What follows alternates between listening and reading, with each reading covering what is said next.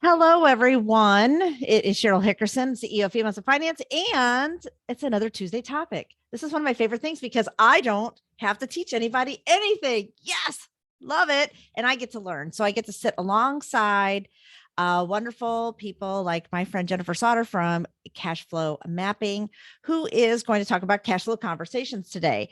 This is something she specializes in. We are live on Zoom, live on Facebook. You can use the chat box. I'll be monitoring that on Zoom. And if you want to join us from Facebook Live, I'm watching those too and can answer all of those questions. How are you, Jennifer? I'm doing great. How are you? Not too bad. Actually, not too bad. I was in last week, Des Moines. I see Lisa here from Black Mammoth. She's on the Zoom call visiting with all of the friends there. And that was a great trip. They do a lot of planning, as you can imagine. So the people that are listening right now are definitely the people you enjoy helping. So with that, I am going to turn this over to you, and you can talk a little bit more about the work you do and the importance of having cash flow conversations with your clients. Sure. Great. Thank you. So it's interesting because the last time Cheryl invited me, it was Life Insurance Awareness Month. So I kind of went through how to use cash flow and talking about life insurance. And now it's Financial Literacy Month. So I feel like, I'm going to talk to you guys a little bit about relationships with money and how people view money and why cash flow is confusing, right? And what you can do and how we can help you with our product make that less confusing. And then I'm actually going to go into the system a little bit and go through some examples of how to really use it and how you can use it in your practice. And then end up talking about some of the other things within the system, some of the marketing that we have to help with the cash flow conversation. I may have to make you the host. Are you going to share your screen? I am. Okay, so give me 1 second. I have to make her the host, and you're in charge. You're large and in charge now. Okay. Now I got to make sure my technology is working, right? I think you do a pretty good job. There I've been on a lot of calls with you before. All right. Oh, I just got to share. Oh, I've got to admit somebody, and now let me share my screen. And here we go.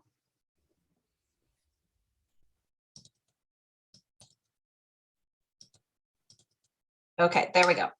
So let's talk about, whoops, okay. So we're going to learn how to tell your money where to go instead of asking where it went. That's kind of the philosophy behind cash flow mapping. We are a forward-looking product. We're a forward-looking philosophy. We don't want to talk about budgets. We want to talk about planning because we feel that planning empowers people. And so let's talk about that. Let's talk about traditional budgeting versus managing cash flow. What's the differences? And, not a lot of people like budgeting. One of the issues, one of my big things is I always say budgeting is like diets. Diets, when people try to go on diets, they don't work. But when they learn about nutrition and they learn about why they're eating healthy, that's when they start making the changes that will benefit them. In the same aspect, budgeting, people don't like it, right? But if they learn about how to manage their cash flow and they become empowered, they start making better decisions. When you're talking about managing cash flow, you really don't need to collect receipts. We're not talking about granular. We're talking about being forward-looking. Budgeting's not fun. And I'm here to tell you that managing cash flow is not budgeting. I would actually like to erase that word from the whole financial literacy world if I could. What you really are doing when you're talking to your clients about cash flow, first of all, we're going to take that mindset, that budgeting mindset, and we're going to move it into more of an empowering thing.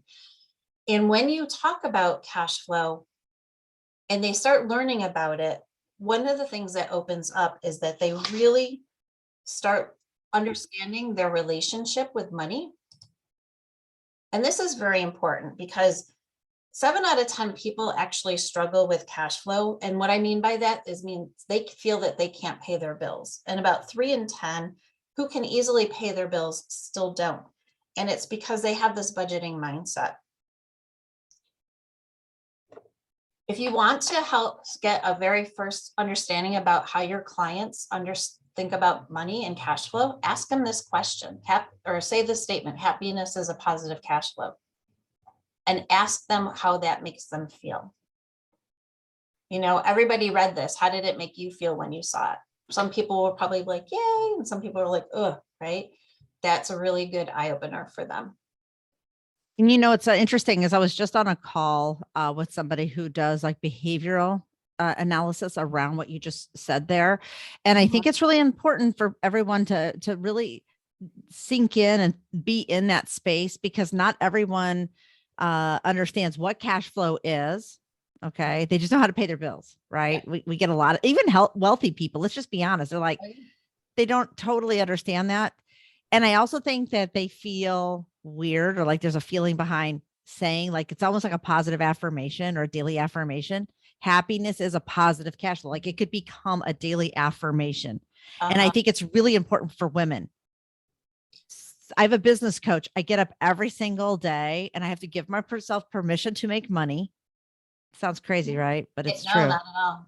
Yep. Okay. I have to give myself permission to make money. It's okay to make money, that I feel good about making money, because there's been a lot of negative mindset around, especially with women, around our money.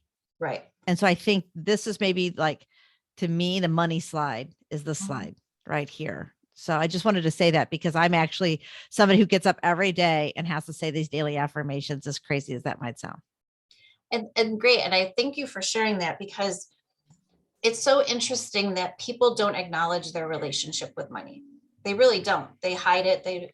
And it can be very detrimental, especially in partnerships, right? In a marriage, for example, money is one of the biggest problems that people can have in a marriage. But those two same people, like going back to the nutrition, if somebody was, lactose intolerant or something like that, they can honor those nutrition issues in a marriage, but they can't maybe honor or understand how they might have their relationships with money. So getting them to understand that, I think, is the foundation of getting them to be able to manage their cash flow. Love it.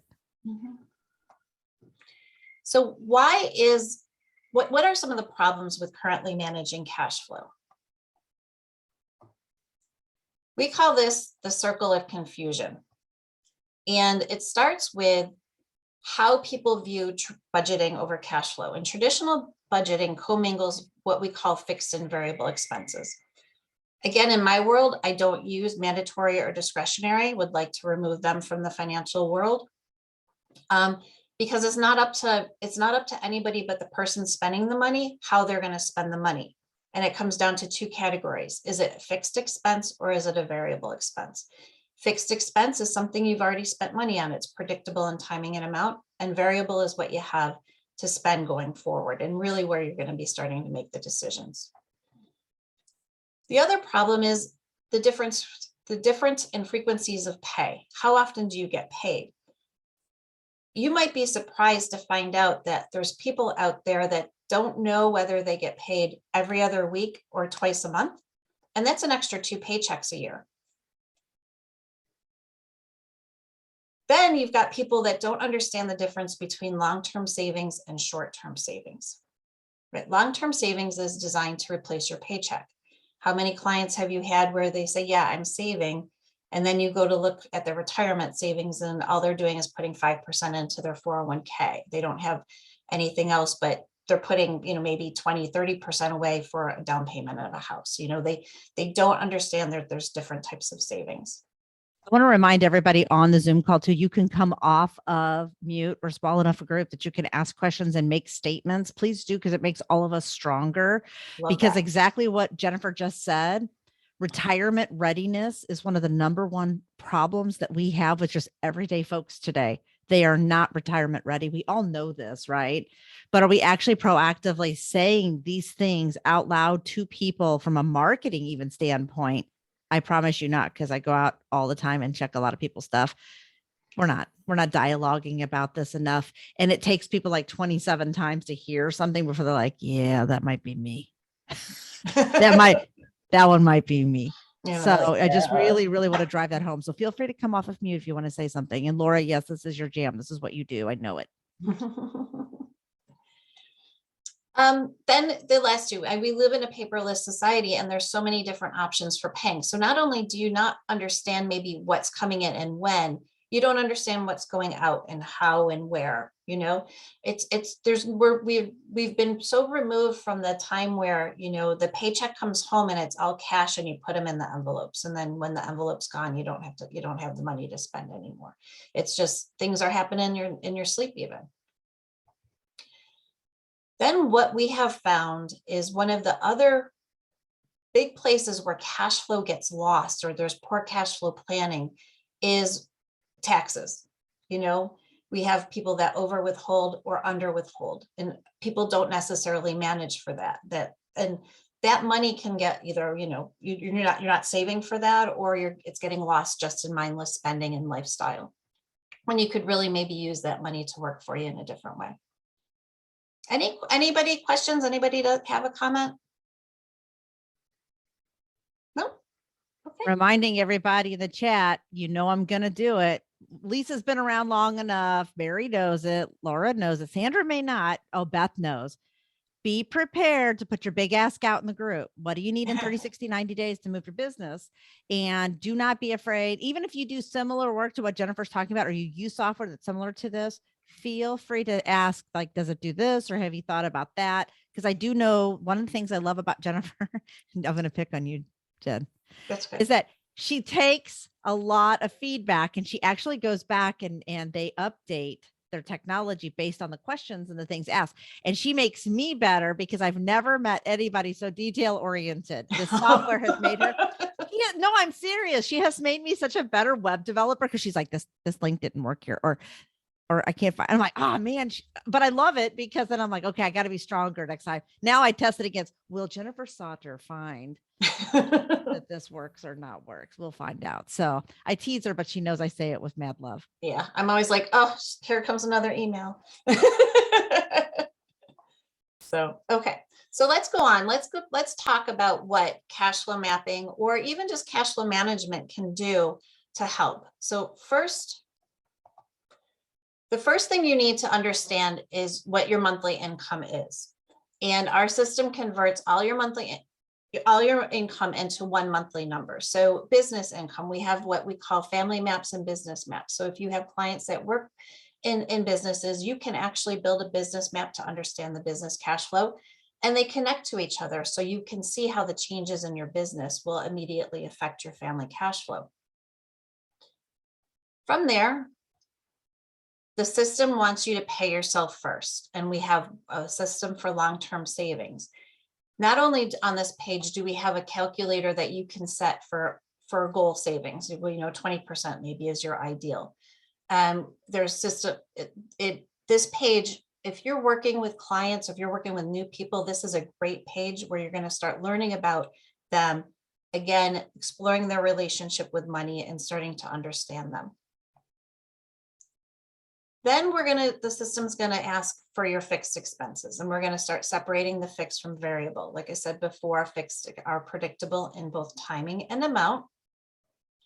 And what we recommend is, in order for cash flow management, in order to start getting people to understand, we'll want you to take this amount every month, put it in an account, and set it and forget it, have your spending go from, all those bills paid from there.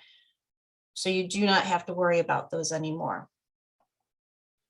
What we're trying to solve for cash flow mapping is your variable spending. Now, some advisors that use this, if their savings is okay and their fixed expense is okay, they'll just stop at this point. They won't even get any more granular, and they'll say, you got about eight grand a month to spend. Like, people will call it, we have one advisor that calls it their allowance, which I'm not a big fan of. I prefer, here's your guilt-free spending money for the month, and then what do you do with that?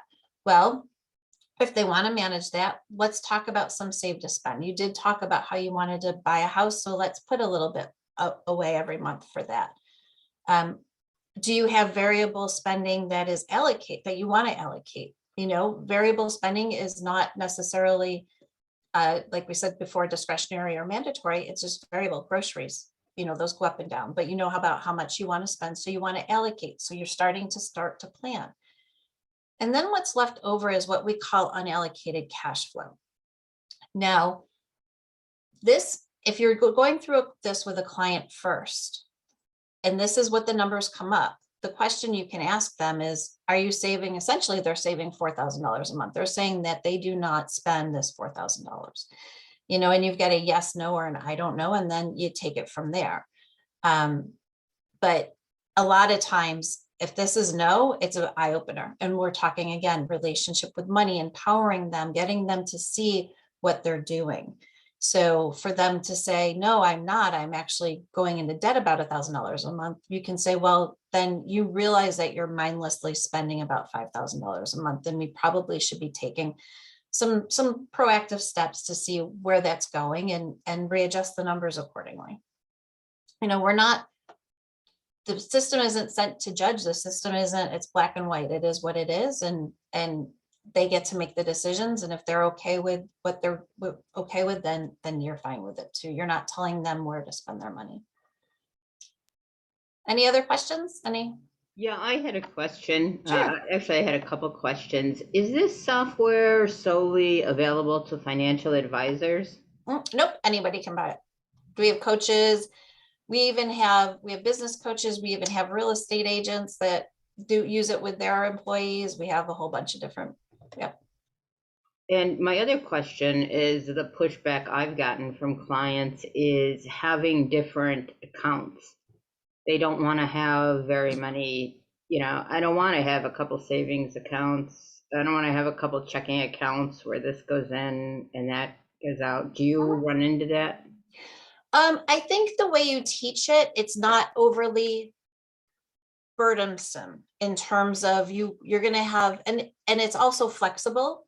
Like we don't demand your clients to do it in a certain way. You have the opportunity to say, okay, well, if that's fine, you need to understand this though, right? So I was talking to somebody yesterday who they felt that they were disciplined enough to not have to to open up a fixed expense account. Like they knew what their variable spending amount was, and they knew that they could just use a credit card for that.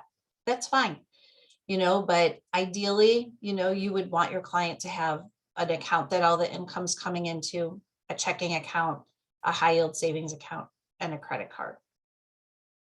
And also one last question.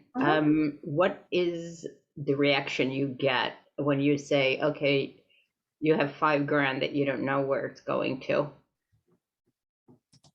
What is, like I said, well, yeah, you can say, well, this is what the numbers are saying. So let's go back and revisit. And maybe what you can do is with our system, you can make duplicate maps. You can make multiples. It's not just one account.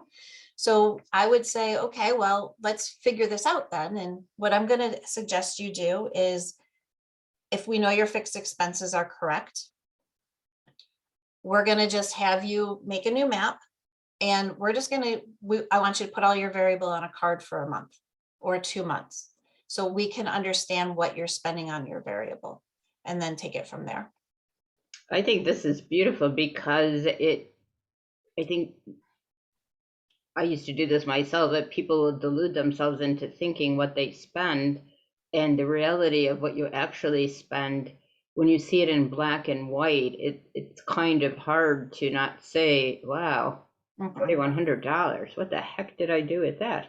And so this is a beautiful illustration. Well, thank you.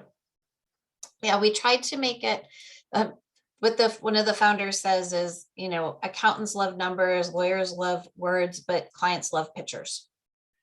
So that's why we have this super easy to understand.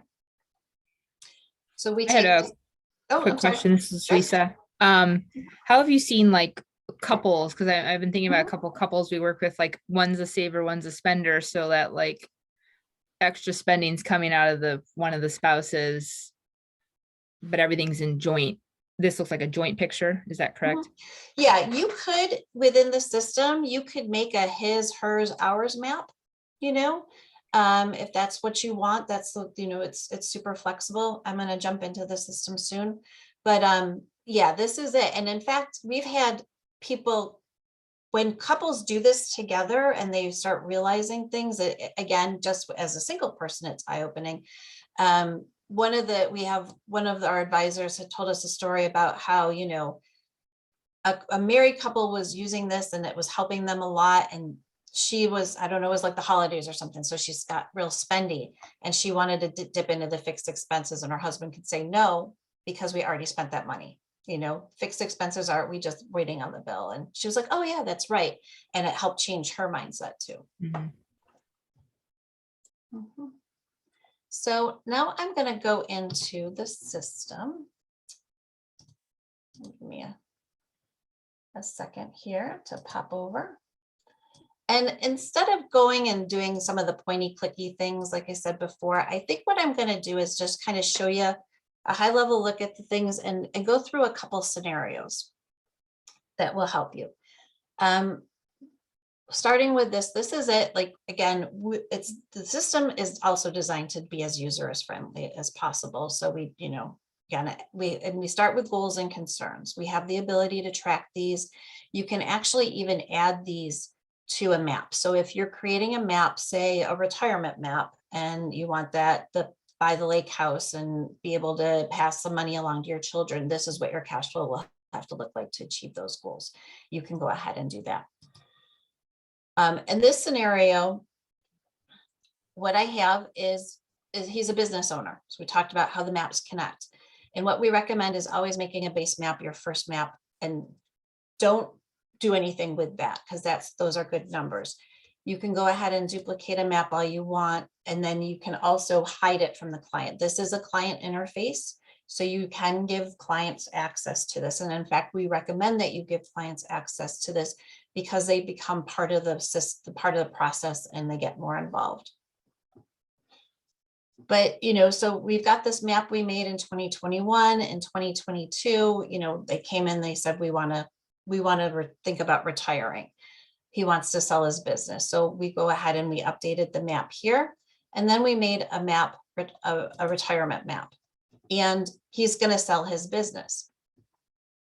So what we did here was, in the net income field, we added that we changed the business map around to show the buyout of the partners. And we added that.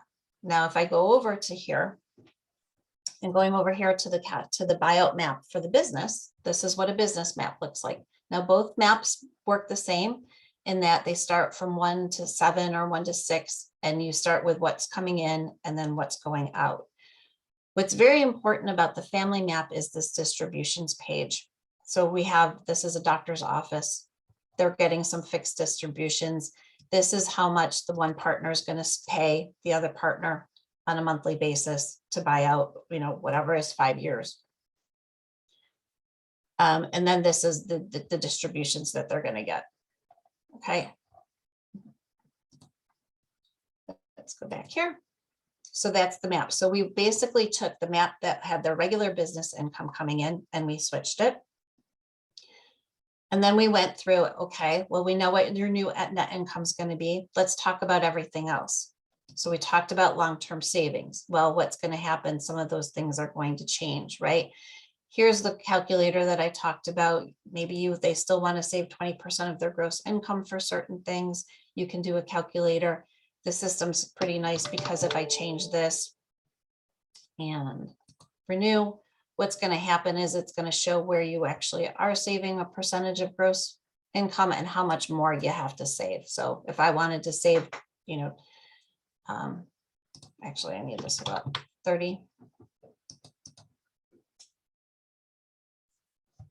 So they're only saving 22%. They should be saving 30%. So they need to save another $1,700 a month. And then, like I talked earlier, this page is a great place to start understanding them, because when they can see what they really are saving for this is just long-term savings. This is not the save for to spend. They can start thinking about, well, geez, I'm not saving enough for retirement.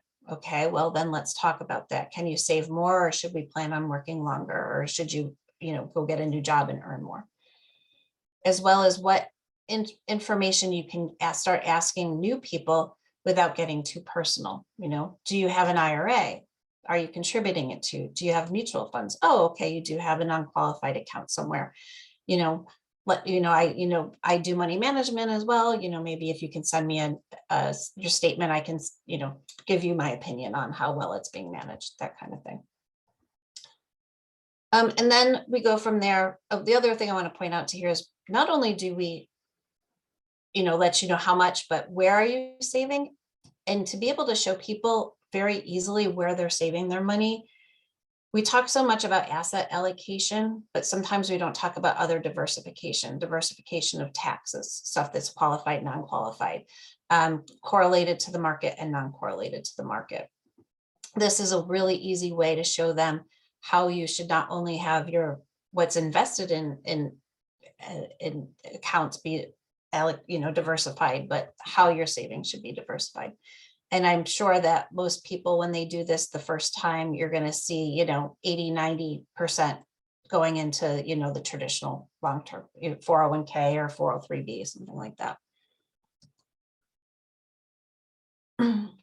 Then we capture fixed expenses, right? So here we have debt, and then any other fixed expenses, and then the variable expenses.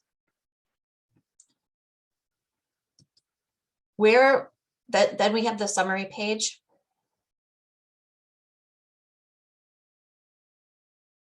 If we could get to it, and results. Okay, so we give you a breakdown of the cash flow based upon gross income, net income, and then this cash flow overview.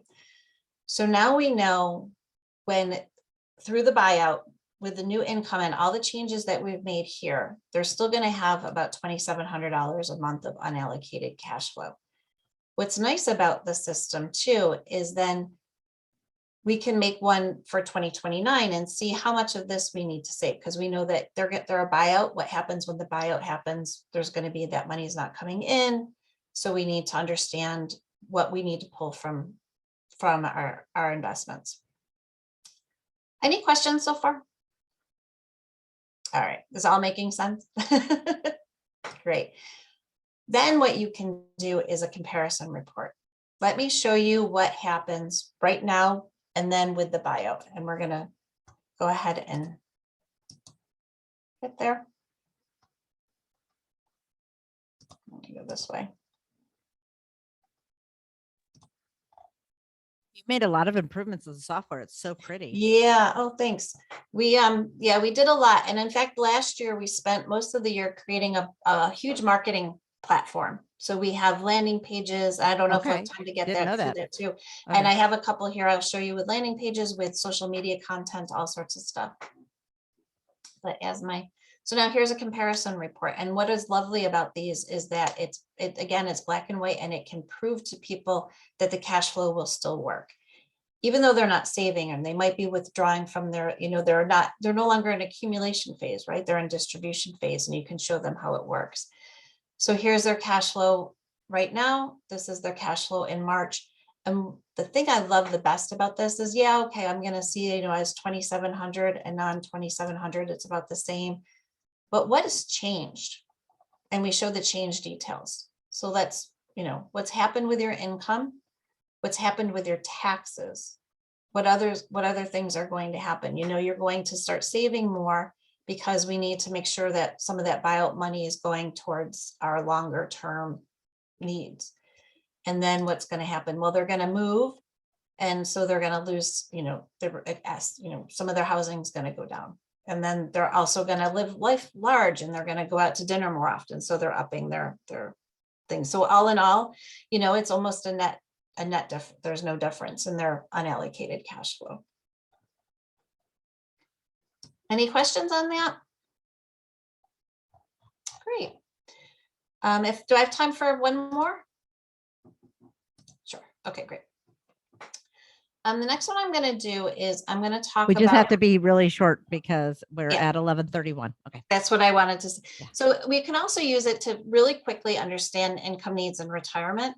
Take the map, go ahead, duplicate it, take away the income, and at the end, you're going to have a summary with a negative number, and you can use that number to plug right in to your, this is a net, so you know that these people need after-tax income of $5,300. So you can plop that number into your e-money or your Right Start Capital, whatever, and see if it's valid. Okay. Any questions at this point? I know I want to make Yeah, sure. we're at the point to wrap up. I want to make certain everybody gets an opportunity to ask Jennifer a final question. I think we were going to have to do another FinTech demo day. Okay. Yeah, well, there's a lot, but these are, think- I'm just showing you right now are two of the sales landing pages that we've got developed. We have about 8, I think we have about 30 of them, and they That all was- talk to different markets. Yeah. So I always ask advisors when I'm meeting with them on the phone, especially the ones who are wanting to come in, learn about females in finance, become a member, whatever. I ask about their software. And so it really excites me when, like, I was speaking to a gentleman last week who was wanting to join our Male Ally Network, et cetera. And I asked him and he's like, well, I use cash flow mapping. And I was like, oh my gosh, I felt like I know them. I felt like Elf with Santa. I'm like, I know them. So it was really exciting because you guys really do allow people to get granular as much as they want to, and then to back off for those who are like, I'm good. Mhm. And I've watched the evolution of the software for the last like 3 years, and it's been beautiful. And I want to also give a quick shout out to Jennifer and her team because they launched a startup during pandemic. I don't know if any of y'all know how hard that is. It's rough. Trust me. You're coming from somebody who started a company May of 2019. Yeah. 8 months, 9 months later, they were like, oh, you wanted to see people? No, no. And you're like, what?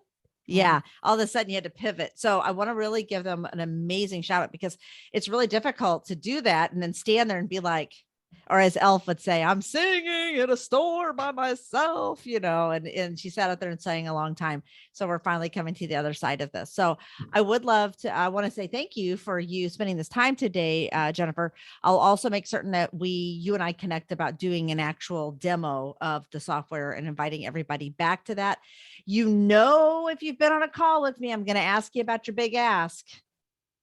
So if you've not put it in the chat yet, which I'm monitoring, or if you want to come off and say, and I'm going to give you an example of a big ask. A big ask might be, I would like to be on CNN. That's a pretty big ask. Okay. We'll try to make it happen. I would like to be quoted in an article. I would like to have somebody help me find a virtual assistant. I don't care what the ask is. It's all on you, but you've got to be able to say it, manifest, so we can manifest it. And trust me, women, we're really good at making all of us come together to make something happen for someone. I think that's one of the things that we do really well. And Mary Schmidt said, this is a beautiful product. Congratulations on the progress of this. And I know Mary means that. And so anybody want to take a venture out to so Jennifer, what's your big ask? Oh, geez. That you all connect with me on LinkedIn, and anybody that would like to learn more, feel free to reach out. Yes. And she's a lot of fun to know. She's a good person. If you want to put your LinkedIn profiles in the chat, you can. There's 3 dots down below in the chat. You can hit save chat, and then it'll return and give you a printout of that. And Lisa said she loved the forward looking of the solution. Lisa, do you have a big ask? I just spent time with you last week in Des Moines. Yeah, well, thank you. We loved having you. And I'm on this call because we're trying to figure out this solution because we do budgeting and nobody likes it and nobody does it. But it's what? So we're trying to make a better client experience. So I am here to learn if this is something that could be the solution. And if anyone else has any things that people love as clients, I am all ears. Ooh, that's a really good one too. And how about Laura? What's your big ask? I'm going to hit you up. Mary, you're next. Be ready. Help selling my ebook. Get started, how to create a spending plan in 6 easy steps. All right. You're going to give us the link to the ebook, right? I assumed. Beth, you're off of mute. I hear you talking. Hi. I'm sorry. I didn't realize that I was That's off of mute. I was sending That's a chat. okay. Well, now you're talking. So what's your big ask? I You know what? I would love to connect with everybody on this call and learn a little bit more about what everybody does. I'm so sorry I just put in chat. I have to run. That's all right. But this has been amazing. No worries. And you'll be on Wall of Fame this week, so be ready. Okay. Okay. All right. All right. Mary Schmid. Yeah, so same thing here. I'm open to connect and learn about others. If connect on LinkedIn, have a conversation. I'm always open. I love to talk to people. And I'm also looking for a VA. Oh, girl, you would get in line behind me first. That is hard. No, I'm meeting with a company that's what they specialize in, because that has been, if I get one more DM, I need a VA. I'm like, it used to be a V8 when we were kids. Now it's just a VA. We're all old. We're like, we just need the help. So Sandra, welcome. Yes, thank you. I'm excited to be here. And my market is women entrepreneurs. So if anybody has experience putting together an education workshop, because this information is not known, and putting these cash flow issues, women are becoming more and more involved in their financial situations. They are responsible for more of the household income. And I know I came from a world of healthcare, was in pharmacy. This is a new world to me, and it's opened up my eyes. So I want to pass that education on to other women who are bringing in significant income to the household. If anybody has experience putting those together with invites and how to target that audience, I would love to connect with you and get help putting something like that together in my area. I love that you said that, because one of the things that we're going to announce in May, so y'all are here, so you're going to hear it first, is we're opening a consumer facing space full blown in May, because I get so many leads of women who are looking for female financial advisors with a name like Females in Finance. We just get it. We're going to be giving those out to our preferred tiered members to service, but we're also giving an educational space as well as the leads back from those educational spaces. Community building's my jam. I'm really good at it. So I tell everybody, let me do what I do well, which is shepherd people. And then you guys do what you do well, like Jen just did, teach. Mary has taught, Laura has taught, giving you that space to get out there in front of those individuals. But we're also giving you some tools as well to attract your consumer market to you naturally. It's such an easier way to go about than a hard sell. Yeah. So I'll definitely be in touch with you on that. Candace, are you able to come off of mute and talk about your big ask? Hi, Texas friend. You sound far, far away. Like I feel like you're in Texas and I'm in Missouri, and that's how far you sound. Can you hear me now? There we go. Clearly my big ask is audio issues. I don't know that I have a big ask right now. I'm just starting to get my feet back under me. Next meeting I will. I'm just keeping my head above water right now. Well, I'm just praying for healthy kids, because I felt like you went through a little rough patch there. Every time I get on Facebook, one of the kids, I was like, oh, here she goes again. It's been a rough few months, but we're good. We're good. Yeah. All right. Good job. Good job. All right, friends, we're a little over, but it's okay, because it was all important. I wrote down your big asks, so I'll be in touch with each of you, and anything you need that we can be supporting you better, please let us know, because we do a really good job of taking that information at Females in Finance and then trying to deliver on that for you to make you successful. So appreciate your time. Jen, you're a rock star. We'll make sure we get you in front of for a FinTech Demo Day. And with Thank that, you. I'll sign off. Take care, friends. Thank Bye you. now.